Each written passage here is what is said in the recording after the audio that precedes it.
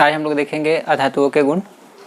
तो अधातुओं का जो पहला गुण होता है यह क्या होता है कि इनमें प्रायः कोई विशेष चमक नहीं होती है। हम बताए थे कि जो आपका धातु होता है उसमें सब में क्या होता है, एक चमक होता है, लेकिन अधातु में क्या होता है, ऐसा कोई चमक नहीं होता है। हाँ, यहाँ पर एक वर्ड यहाँ पर लिखा हुआ है, देखिएगा, प्रायः। क्या लिखा हुआ है? प्रायः। तो प्रायः और हमेशा में जो होता है कुछ फर्क होता है। प्रायः मतलब होता है कि लगभग ऐसा होता है कि इसमें कोई चमक नहीं होता है, लेकिन हम आपको बताए थे कि एक आयोडीन ऐसा जो तत्व होता है जो आपका क्या होता है, अधातु है, और उसमें क्या होता है, चमक होता है। तो वह एक अपवाद है जिसको आप लोग याद रखेंगे कि आयोडीन में चमक होता है लेकिन वो धातु नहीं है, क्या है, अधातु है। हीरा में भी आपका चमक होता है लेकिन हीरा भी आपका क्या होता है, अधातु ही होता है, जो कार्बन परमाणु से मिलकर के बना होता है। अब आते हैं दूसरा जो यहाँ पर गुण है कि यह ऊष्मा और विद्युत के कुचालक होते हैं। मतलब कि यह जो होता है ऊष्मा और विद्युत का चालन नहीं करता है। मतलब कि जैसे मान लीजिए कि आपका सल्फर हो गया, ऑक्सीजन हो गया, फॉस्फोरस हो गया, ये आपका नाइट्रोजन हो गया, तो ये सब जितना भी आपका क्या है, ब्रोमीन हो गया, तो ये सब जो अधातु है इससे आपका इलेक्ट्रिसिटी पास नहीं होगा, मतलब कि इलेक्ट्रॉन का संचालन नहीं होगा, या आपका कह सकते हैं कि ऊष्मा का संचालन नहीं होगा। इसमें एक अपवाद है आपका ग्रेफाइट, जो कार्बन परमाणु से मिलकर के बना होता है, जिससे क्या होता है, ऊष्मा का, जिससे विद्युत का क्या होता है, चालन होता है। तो भी एक अपवाद है, उसको भी आप लोग याद रखिएगा। ऐसे जो होता है आपका अधातु ऊष्मा और विद्युत का क्या होता है, कुचालक होता है, मतलब कि इससे ऊष्मा का चालन या विद्युत का चालन नहीं होता है। तीसरा जो यह गुण है कि ये प्रायः गैस के रूप में पाए जाते हैं। प्रायः का मतलब वही कि लगभग यह जो होते हैं, जितने भी धातु होते हैं लगभग सभी जो होते हैं पाए जाते हैं क्या चीज़ में, गैस के रूप में। लेकिन कुछ एक जो है ठोस के रूप में पाए जाते हैं, कुछ एक जो है आपका द्रव के रूप में भी पाए जाते हैं। तो लिखा हुआ है कि ये प्रायः गैस के रूप में पाए जाते हैं, कुछ ठोस के रूप में भी पाए जाते हैं। कुछ ठोस के रूप में पाए जाते हैं, जैसे आपका सल्फर हो गया, फॉस्फोरस हो गया, तो ये सब आपका जो होता है क्या होता है, ठोस के रूप में पाया जाता है। और जो ठोस के रूप में पाया जाता है वो क्या होता है, मुलायम और भंगुर होता है। कार्बन हो गया तो कार्बन भी आपका क्या होता है, ठोस के रूप में पाया जाता है, लेकिन वह मुलायम और भंगुर, मुलायम का मतलब आप लोग समझ रहे होंगे सॉफ्ट होता है, और भंगुर मतलब कि जैसे वो आसानी से टूट जाता है। जैसे मान लीजिए कि वो अगर जिसको आप ऐसे छोड़ दिए तो जैसे आपका कैसे होता है कि मिट्टी का प्लेट या कप टूट जाता है, तो उस तरह से वो क्या हो जाएगा, आसानी से वो टूट जाता है। या कोयला भी आप देखते होंगे तो कोयला भी आपका क्या होता है, कार्बन परमाणु से मिलकर के बना होता है, जो आपका क्या होता है, अधातु होता है, तो वो आसानी से क्या होता है, टूट जाता है। या आप सिंपल सा उदाहरण ले लेकिन पेंसिल में आपका जो होता है ग्रेफाइट, तो भी आपका क्या है, अधातु ही होता है। तो भी आपका क्या होता है, जैसे हम उसको कर रहे हैं और आसानी से वो क्या होता है, शार्प करते समय क्या होता है, वो शार्पनर में आसानी से क्या होता है, टूट जाता है। तो भी क्या होता है आपका ब्रिटल होता है, मतलब कि वो क्या होता है, भंगुर होता है। आगे लिखा हुआ कि ब्रोमीन एक अधातु है। ब्रोमीन जिसका संकेत होता है Br, क्या होता है, ब्रोमीन एक संकेत होता है जिसका क्या होता है, Br, जो भूरा कलर का होता है, जो द्रव रूप में पाया जाता है। जैसे हम आपको बताए थे कि धातु में जो एक होता है द्रव के रूप में पाया जाता है, जो आपका क्या होता है, जो आपका मरकरी होता है, क्या होता है, मरकरी होता है, यह धातु है जो क्या होता है, द्रव रूप में पाया जाता है। और ब्रोमीन आपका अधातु है जो द्रव रूप में पाया जाता है। ऐसे गैलियम होता है, तो गैलियम एक धातु है, तो उसको आप क्या कीजिएगा, आप अपने हथेली पर रखिएगा तो क्या होता है, द्रव रूप में हो जाता है। तो कमरे के ताप पर द्रव अवस्था में नहीं रहता है, ठीक ना, क्योंकि हमारे शरीर का टेम्परेचर क्या होता है, 37 डिग्री सेल्सियस होता है। तो उस पर जब अपने हथेली पर आप लीजिएगा तो क्या हो जाएगा, द्रव रूप में हो जाता है।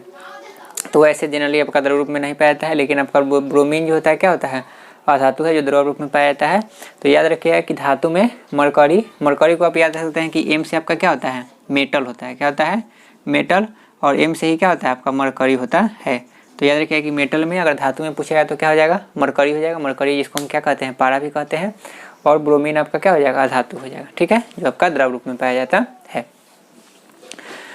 आगे लिखा हुआ है कि हीरा एक अधातु है। हीरा आपका क्या है, अधातु है, जो क्या होता है, कार्बन परमाणु से मिलकर के बना होता है, जो प्राकृतिक रूप से सबसे ठोस पदार्थ होता है। मतलब कि यह हार्डेस्ट सब्सटेंस होता है, इससे ठोस मतलब इससे जो आपका होता है कठोर पदार्थ दूसरा कोई नहीं होता है प्राकृतिक रूप से। ऐसे आपका जो है आर्टिफिशियल जो होता है, इससे भी क्या होता है, आर्टिफिशियल एक पदार्थ है, उसका नाम भी हमको याद नहीं है, बाद में बता देंगे आपको। तो आर्टिफिशियल मतलब कि मानव निर्मित भी एक पदार्थ है, जो हीरा से भी क्या होता है, कठोर होता है, लेकिन वो मानव निर्मित है। और अगर आपसे पूछा जाए कि प्राकृतिक रूप से जो सबसे कठोर पदार्थ होता है वो क्या होता है, तो वो हीरा होता है, ठीक है।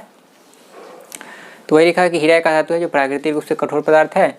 यह कार्बन परमाणु से मिलकर के बना होता है। मतलब कि इसमें जो मौजूद पार्टिकल होता है, जो कण होता है, वो क्या चीज़ का होता है, तो कार्बन का होता है। आगे कुछ एग्जाम्पल यहाँ पर लिखा है कि जैसे हाइड्रोजन हो गया, ऑक्सीजन हो गया, नाइट्रोजन हो गया, गंधक हो गया, क्लोरीन हो गया।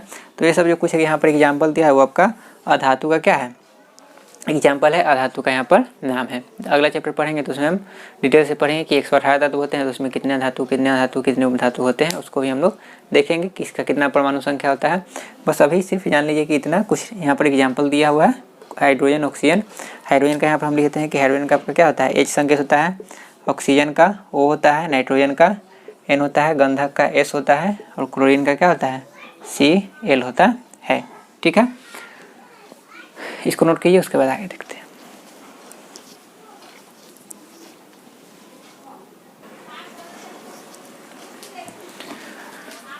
अगला जो आपका टॉपिक है वो आपका है यौगिक। तो देखते हैं कि यौगिक क्या होता है। तो लिखा है कि यौगिक वह शुद्ध पदार्थ है, मतलब कि यौगिक आपका शुद्ध पदार्थ होता है। उस तरह से जिस तरह से हम बताते हैं कि तत्व भी आपका क्या होता है, शुद्ध पदार्थ होता है, तो उसी तरह से यौगिक भी आपका क्या होता है, शुद्ध पदार्थ होता है, जो दो या अधिक तत्वों के भार के विचार से, मतलब कि यह जो बना होता है दो, मतलब कि इसके बनने के लिए कम से कम दो तत्व चाहिए, दो से अधिक तत्व भी हो सकता है। ठीक है, तो लिखा हुआ है कि जो दो या अधिक तत्वों के भार के विचार से, मतलब कि एक निश्चित भार के विचार से, मतलब कि अगर मान लीजिए कि जैसे कार्बन डाइऑक्साइड में अगर हम देखेंगे तो ऑक्सीजन और मतलब कि कार्बन और ऑक्सीजन के बीच में अगर हम भार का अनुपात देखेंगे तो क्या होगा, 3:8 होगा। तो 3:8 ही रहना चाहिए। अगर मान लीजिए कि उसका हम कंपोजिशन बदल देंगे, उसका भार का अनुपात बदल देंगे तो दूसरा यौगिक वहाँ पर बना लेगा। ठीक है, तो यह जो होता है निश्चित होता है। उस तरह से अगर हम जल में देखेंगे तो जल में हाइड्रोजन और ऑक्सीजन के बीच का जो भार का अनुपात होता है वो क्या होता है, 1:8 होता है। तो वो 1:8 ही होना चाहिए। वहाँ पर अगर हम बदल देंगे उसका अनुपात तो क्या हो जाएगा, दूसरा यौगिक बन जाएगा। यह हो सकता है कि यौगिक नहीं बने। ठीक है, तो लिखा हुआ है कि भार के विचार से एक निश्चित अनुपात में रासायनिक संयोग मतलब कि रासायनिक अभिक्रिया के फलस्वरूप बनता है। मतलब कि तत्व में जब दो तत्व या दो से अधिक तत्व में,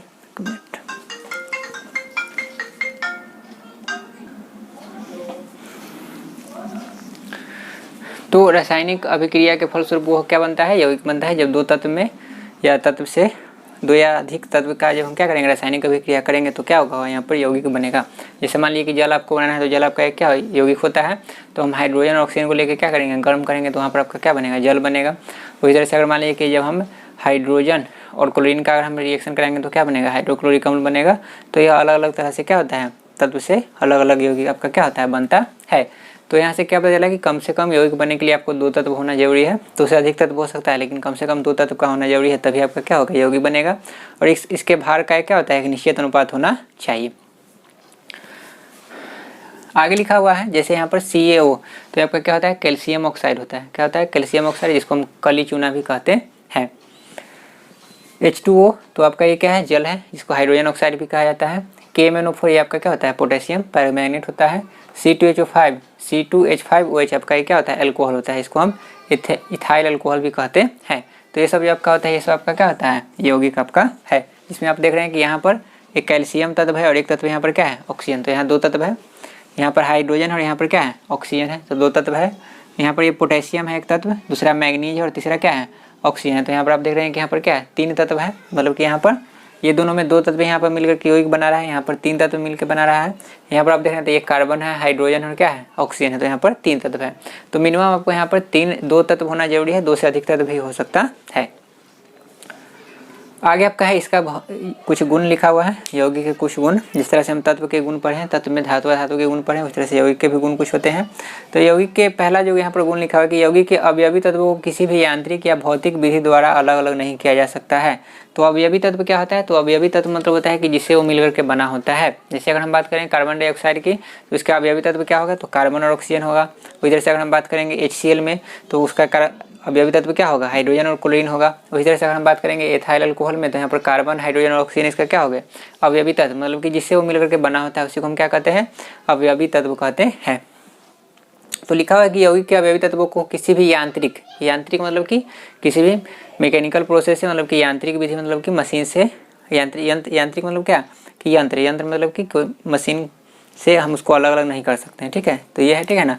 जब इसका हम जैसे मान लीजिए कि आपका हाइड्रोजन और ऑक्सीजन से मिलकर आपका क्या बना है, जल बना है। तो उसको अगर हमको अलग करना है हाइड्रोजन और ऑक्सीजन को, तो हम वहाँ पर क्या करेंगे, केमिकल रिएक्शन कराएंगे, रासायनिक अभिक्रिया कराएंगे, जो आपका क्या होता है, इलेक्ट्रोलाइसिस होता है, जिसको हम क्या कहते हैं, विद्युत अपघटन अभिक्रिया। तब वहाँ पर क्या होता है, आपका हाइड्रोजन अलग होगा, ऑक्सीजन आपका क्या होगा, अलग होगा।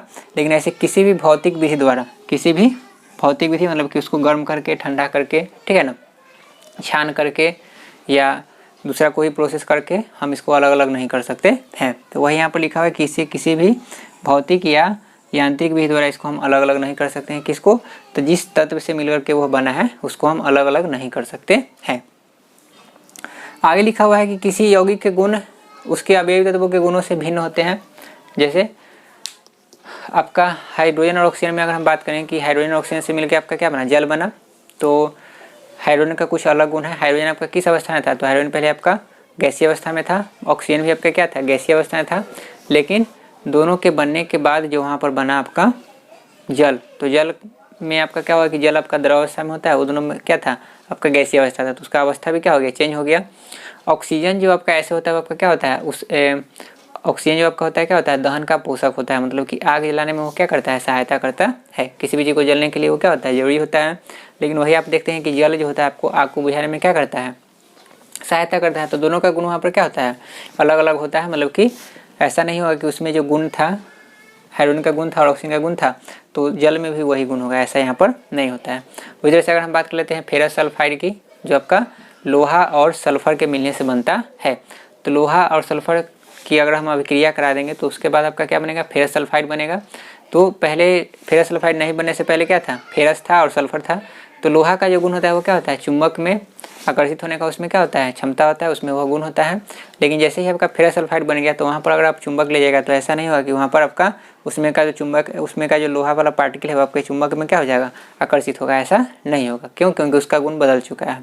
अब रासायनिक अभिक्रिया के फलस्वरूप उसका जो गुण था, रासायनिक अभिक्रिया के पहले जो उसका गुण था और रासायनिक अभिक्रिया के बाद उसका गुण क्या हो गया? बदल गया। तो यहाँ पर कहने का मतलब क्या हुआ कि जैसे ही कोई तत्व आपका क्या होता है? रासायनिक अभिक्रिया करके नया तत्व बना, नया यौगिक बना लेता है, ठीक है, तो उसका जो पहले वाला जो गुण होता है वो क्या होता है? बिल्कुल से खत्म हो जाता है, पहले वाला गुण उसका नहीं रहता। तो वही यहाँ पर लिखा हुआ था कि किसी यौगिक के गुण उसके अवयवी तत्वों के गुणों से, मतलब कि पहले का जो उसका गुण था उससे क्या होते हैं? भिन्न होते हैं। तीसरा गुण यहाँ पर लिखा हुआ है कि किसी यौगिक के बनने में ऊष्मा या प्रकाश के रूप में ऊर्जा का प्रायः उत्सर्जन या अवशोषण होता है। तो किसी भी यौगिक के, जैसे मान लीजिए हम कहते हैं कि हाइड्रोजन और ऑक्सीजन रिएक्ट किया तो क्या बन गया? जल बना। तो ऐसा नहीं कि हाइड्रोजन ऑक्सीजन को रिएक्ट कराएंगे और वो बन गया। हाइड्रोजन और ऑक्सीजन को आपको क्या करना पड़ता है? गर्म करना पड़ता है, तब जाके वो क्या होता है? जल बनता है। उसी तरह से जैसे फेरस और सल्फाइड, फेरस सल्फाइड आपका बना, तो ऐसा नहीं कि फेरस और सल्फर को, मतलब कि लोहा और सल्फर को हम मिला दिए और आपका फेरस सल्फाइड बन गया, ऐसा नहीं होता है। दोनों को रख के क्या करना पड़ता है? गर्म करना पड़ता है, तब बनता है। उसी तरह से आपका HCl होता है। क्या होता है? HCl होता है, जो आपका क्या होता है? हाइड्रोक्लोरिक एसिड होता है, जिसको हम हाइड्रोजन क्लोराइड भी कहते हैं। तो इसको क्या होता है कि हाइड्रोजन और क्लोरीन गैस को आपको क्या होता है? धूप में रखना पड़ता है, तब जाके आपका क्या होता है? बनता है। उसी तरह से आप देख रहे हैं कि प्रकाश संश्लेषण में पेड़ पौधा क्या करता है कि कार्बन डाइऑक्साइड, जल और CO2 की उपस्थिति में क्या करता है? भोजन बनाता है। तो वहाँ पर सूर्य का उपस्थिति होना जरूरी है। अगर सूर्य का उपस्थिति वहाँ पर नहीं होगा तो वहाँ पर क्या होगा? उसका जो भोजन होता है ग्लूकोज, वो नहीं बन पाएगा। तो मतलब कहने का मतलब ये होगा कि यौगिक बनने में आपका या तो ऊर्जा लगेगा, ठीक है ना, या तो ऊर्जा आपका क्या होगा? वहाँ पर उत्सर्जित होगा। जैसे आप देख रहे होंगे, जैसे आपका कैल्शियम ऑक्साइड होता है, कली चूना होता है, उस पर आप क्या करते हैं कि जब उस पर आप पानी रखते हैं तो कली चूना जल के साथ अभिक्रिया करके क्या बनाता है? वहाँ पर बनाता है कैल्शियम हाइड्रोक्साइड। मतलब कि कैल्शियम ऑक्साइड जल के साथ अभिक्रिया करके क्या बना लिया? Calcium hydroxide. तो वहाँ पर ऊष्मा का क्या होता है? उत्सर्जन होता है। आप देखिए कि वह जो घोल होता है वो अपने आप क्या होता है? बहुत ही ज़्यादा गर्म हो जाता है। तो उसमें क्या आपका बना अभिक्रिया? तो उसमें जो आपका अभिक्रिया हुआ, रासायनिक अभिक्रिया हुआ, उसके फलस्वरूप क्या बना? कली चूना आपका परिवर्तित हो गया क्या चीज़ में? भखरा चूना में, जिसको हम क्या कहते हैं? कैल्शियम हाइड्रोक्साइड कहते हैं। तो वहाँ भी नया तत्व बना, तो वहाँ पर ऊष्मा क्या हुआ? उत्सर्जन हुआ। और इस समय आपका ऊष्मा क्या होगा? अवशोषण होगा। मतलब कि इसमें आपको ऊष्मा देना पड़ेगा, तब जाके क्या होगा? आपका नया यौगिक बनेगा। तो कहने का मतलब क्या हुआ कि आपका यौगिक बनने के लिए या तो ऊष्मा का क्या होगा? अवशोषण होगा, या तो ऊष्मा का क्या होगा? उत्सर्जन होगा। ऊष्मा या प्रकाश, प्रकाश आपका क्या होता है? ऊर्जा का एक रूप होता है। तो उत्सर्जन मतलब क्या होता है? ऊर्जा का क्या होता है? रिलीज होना। और आपका अवशोषण मतलब क्या कि उसमें वो ऊष्मा हमको देना पड़ता है, या प्रकाश ऊर्जा हमको उसमें देना पड़ता है, जैसे प्रकाश संश्लेषण में होता है। आगे लिखा हुआ है कि यौगिक में उसके अवयवी तत्व भार के विचार से एक निश्चित अनुपात में रहते हैं। तो एक निश्चित अनुपात का मतलब क्या है कि जैसे हम बताया कि हाइड्रोजन और ऑक्सीजन मिलकर बनाता है जल, तो H2O। तो यहाँ पर हाइड्रोजन और ऑक्सीजन का अगर हम भार का अनुपात देखेंगे तो हाइड्रोजन का यहाँ पर 2, ऑक्सीजन का यहाँ पर क्या हो जाएगा?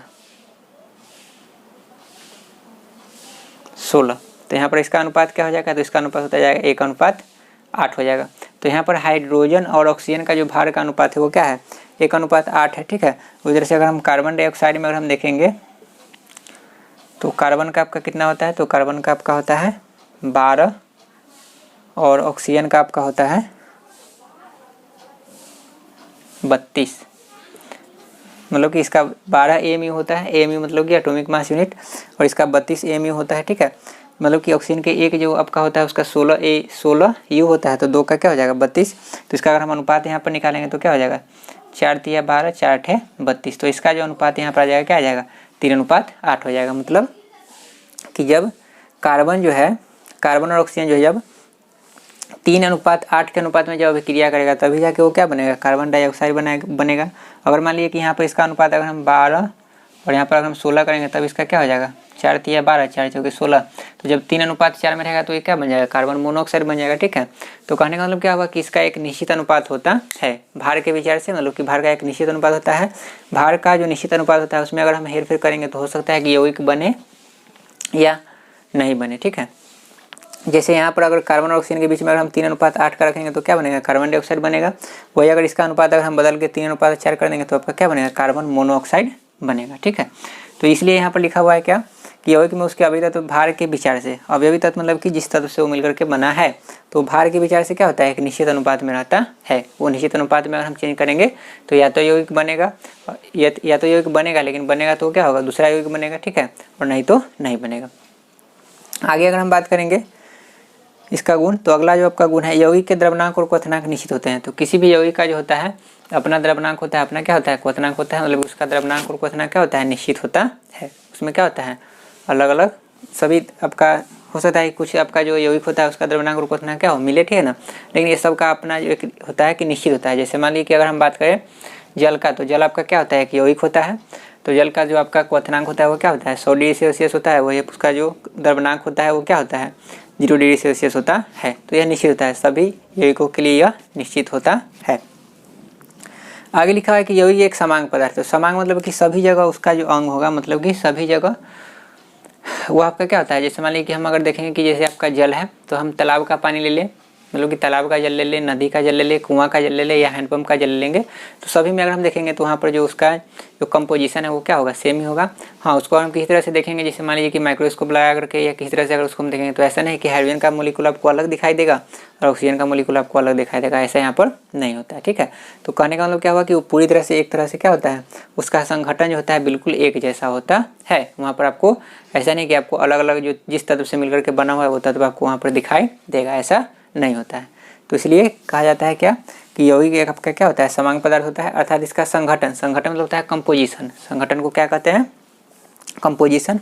और गुण जो होता है हमेशा क्या होता है समान होता है। चाहे आप जल उठा लीजिए तालाब का, तो तालाब का जो जल होगा उसमें जो गुण होगा वही आपका किस में होगा नदी के जल में गुण होगा, ठीक है ना। सब में उसका जो गुण होगा क्या होगा, सब में उसका कंपोजिशन होगा सब जगह क्या होगा बराबर ही होगा। उसका भी जो जल बना होगा वो भी 1:8 के अनुपात से मिलकर के बना होगा। आपका समुद्र का जल होगा तो वो भी आपका क्या होगा 1:8 के अनुपात में मिलकर के ही आपका वहाँ पर क्या बना होगा यौगिक बना होगा। ठीक है, तो क्या होता है कि यह आपका समांग पदार्थ होता है, मतलब कि सभी जगह उसका अंग क्या होता है बराबर होता है। तो यह जो आपका था यौगिक था, यौगिक के कुछ हम गुण को देखे थे। अगले दिन हम लोग पढ़ेंगे कि मिश्रण क्या होता है और मिश्रण का गुण क्या होता है। ठीक है, इसको नोट कर लीजिए।